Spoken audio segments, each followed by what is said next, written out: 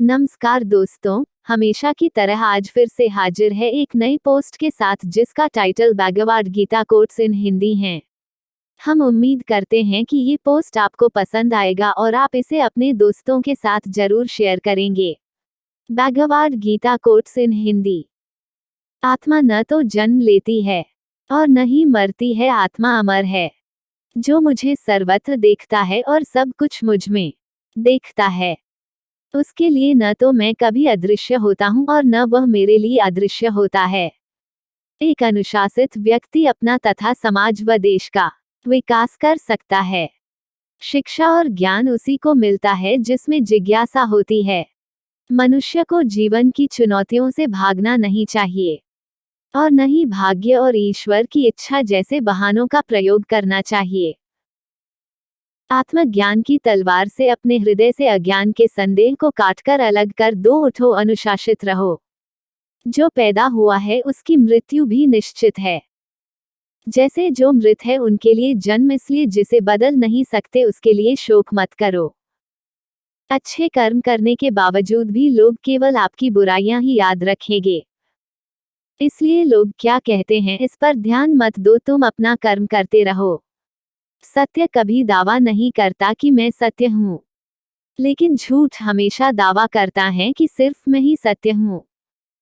गलतियां ढूंढना गलत नहीं है, बस शुरुआत खुद से होनी चाहिए। अच्छी नीयत से किया गया काम कभी व्यर्थ नहीं जाता और उसका फल आपको जरूर मिलता है, जिससे किसी को कष्ट नहीं पहुंचता तथा जो अन्य किसी के द्वारा विचलित नहीं होता। जो सुख दुख में, भय तथा चिंता में संभाव रहता है वो मुझे अत्यंत प्रिय है।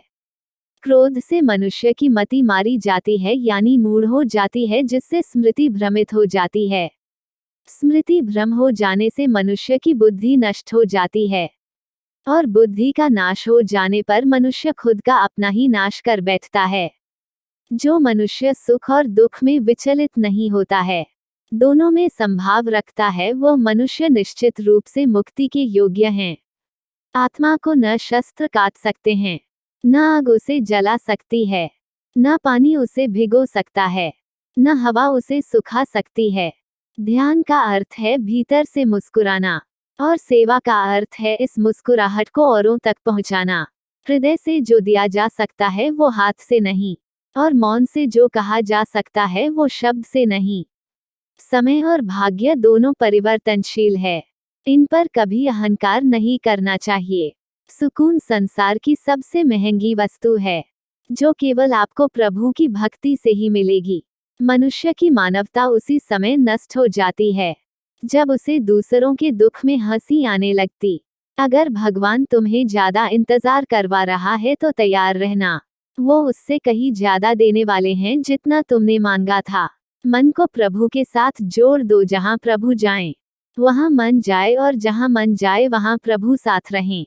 मुश्किलें केवल बेहतरीन लोगों के हिस्से में आती है, क्योंकि वही लोग उसे बेहतरीन तरीके से अंजाम देने की ताकत रखते हैं। अगर परमात्मा तुम्हें कष्ट के पास ले आया है तो अवश्य ही वो तुम्हें कष्ट के पार भी ले जाएगा। जो भी हुआ अच्छा हुआ, जो हो रहा है अच्छा हो रहा है, जो भी होगा अच्छा होगा। भविष्य के बारे में चिंता मत करो, वर्तमान में जियो। निंदा से घबराकर अपने लक्ष्य को न छोड़े, क्योंकि लक्ष्य मिलते ही निंदा करने वालों की राय बदल जाती है। जो सरलता से मिलता रहे उसका महत्व नहीं रह जाता।